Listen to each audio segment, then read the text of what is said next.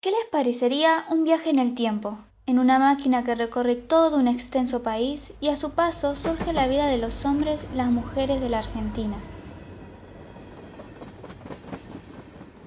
Una máquina majestuosa de hierro, vapor y tiempo, que va gestando por la pampa, parajes, pueblos y ciudades como hijos. Una máquina colosal que los hombres una vez llamaron ferrocarril. ¿Qué tal si viajamos con esta máquina de tiempo hacia uno de esos pueblos a los que dio vida? ¿Qué tal si recorremos en su aniversario a la ciudad de Marcos Paz? Cada 25 de octubre a las 12 del mediodía se abre dentro de la locomotora La Poderosa, un portal para viajar en el tiempo.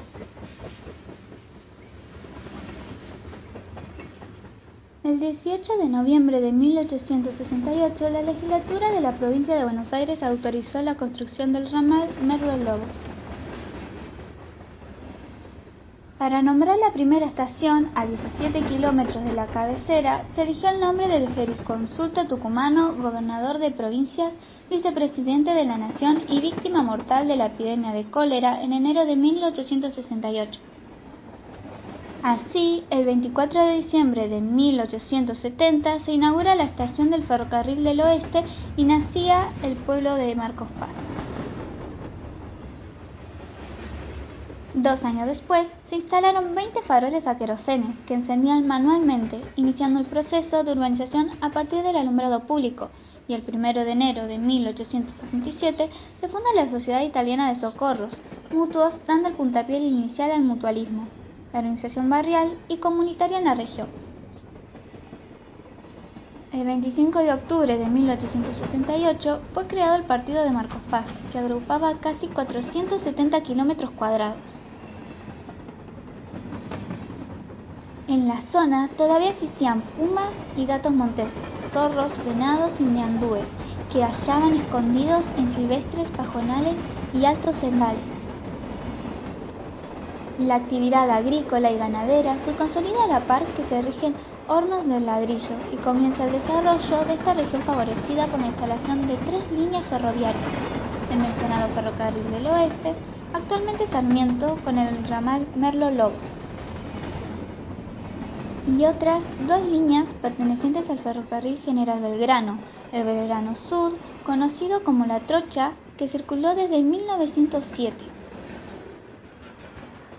Y el ferrocarril Milán-Buenos Aires, instalado en 1909 con la estación Elías Romero, establecida 3 kilómetros al norte de Marcos Paz para trenes cargueros que iban desde Puente Alsina hasta Carué. El primer tren que corrió llegó a la estación Coronel Marcos Paz a las 8:10 de la mañana. Era arrastrado por una locomotora de vapor que se anunció con agudos silbatos. Ya frente al andén, los pasajeros descendieron en medio de los vecinos curiosos.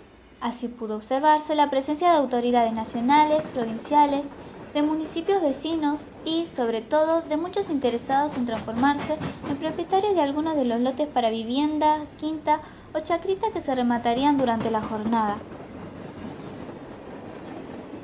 A los acordes de una banda de música y terminadas las efusiones de la llegada e inaugurada a la estación, caminaron hacia la zona urbanizada por el comerciante de tierras don Juan Manuel Feijó, quien le había comprado 125 cuadras a José González Talaverán y en ellas hizo trazar el futuro pueblo con una plaza y en sus alrededores manzanas de 140 varas de frente por 100 de fondo y calles perpendiculares y paralelas a la vía.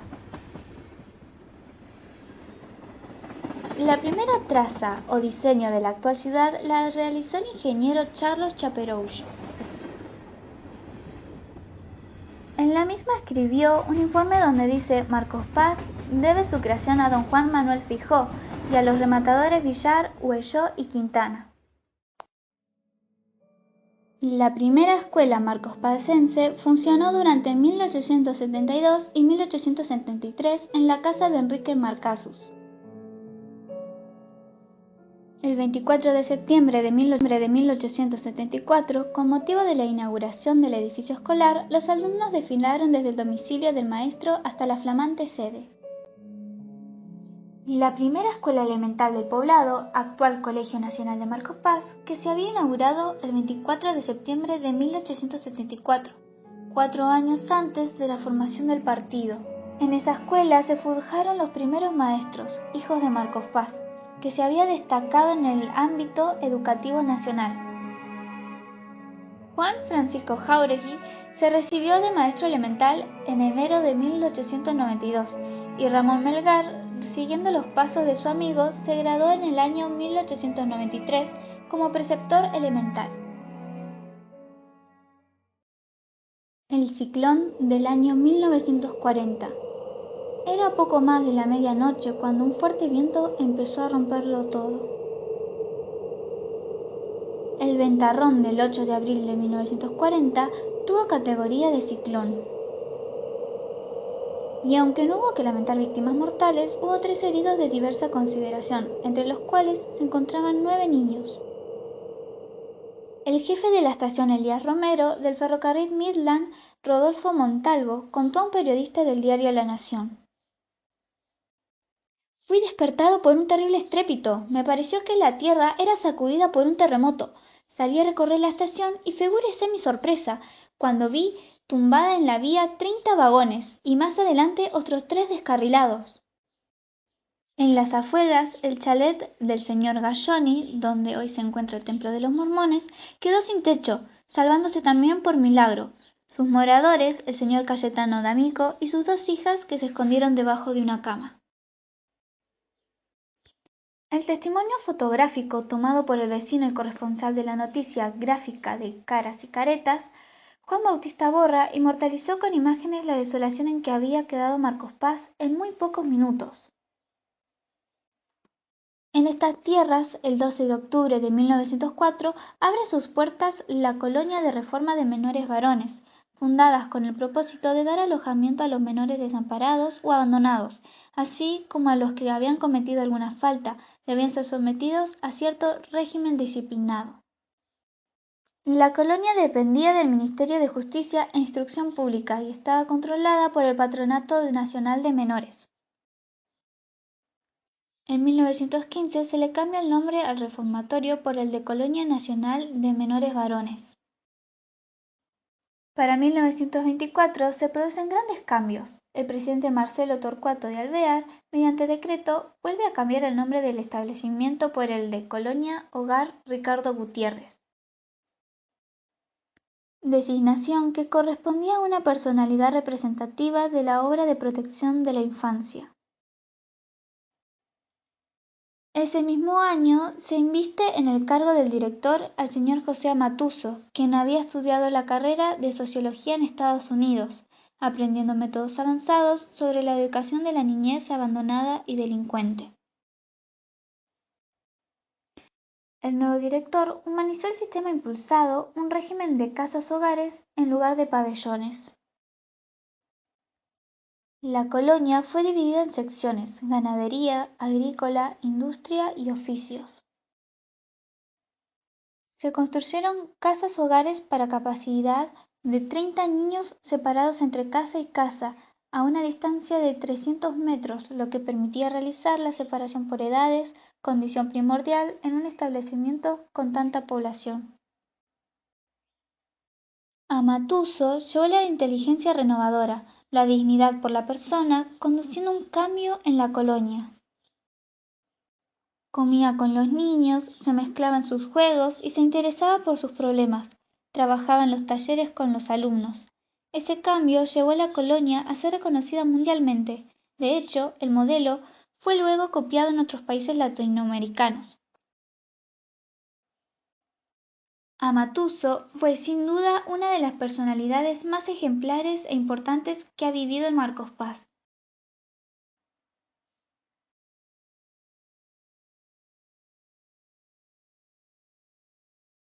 Hablando de la colonia Gutiérrez, pasamos al deporte.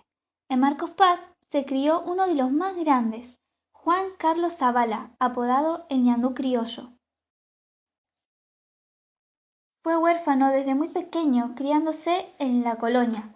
Allí aprendió a correr largas distancias, enseñado por Alejandro Stirling. Su mejor prestación la desarrolla en Los Ángeles, en los Juegos Olímpicos, en la jornada del 7 de agosto de 1939, disputado la maratón, consiguiendo el oro olímpico y haciendo ondear la bandera argentina en lo más alto del mástil mayor del estadio. Hablando de grandes atletas, está nuestro Brian Toledo, el lanzador de jabalina, el mejor atleta argentino en su especialidad. Fue un talento descubierto gracias a los programas de fomento de deporte juvenil y que llegó a la medalla de oro en los Juegos Olímpicos de la Juventud de Singapur 2010. Domingo Fayótico nació en Italia graduándose allí mismo de médico en 1875. En 1880 se trasladó a Marcos Paz invitado por un amigo y adquirió la casa de la calle Independencia 385, hoy 167, donde vivió con toda su familia. Durante 14 años fue el único facultivo que atendió la salud de la población, ya fuera como médico municipal, de la policía o de la Sociedad Italiana y Española.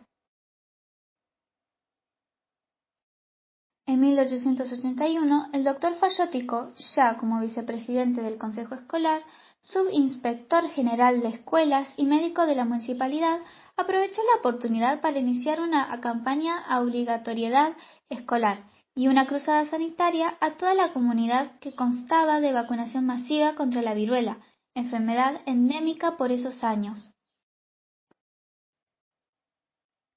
Además de charlas informativas a padres y vecinos, participó de los adelantos notorios de la educación de Marcos Paz por la inauguración del edificio de la Escuela de Mujeres, la Escuela Rural número 3 y la recreación de la Escuela número 5. También fue presidente honorario de la Sociedad Italiana.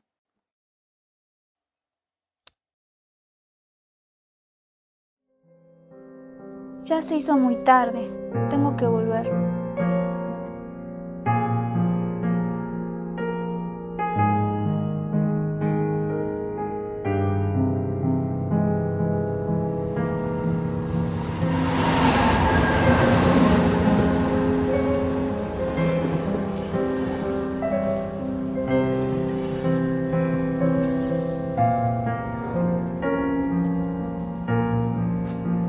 Este viaje en el tiempo duró muy poco.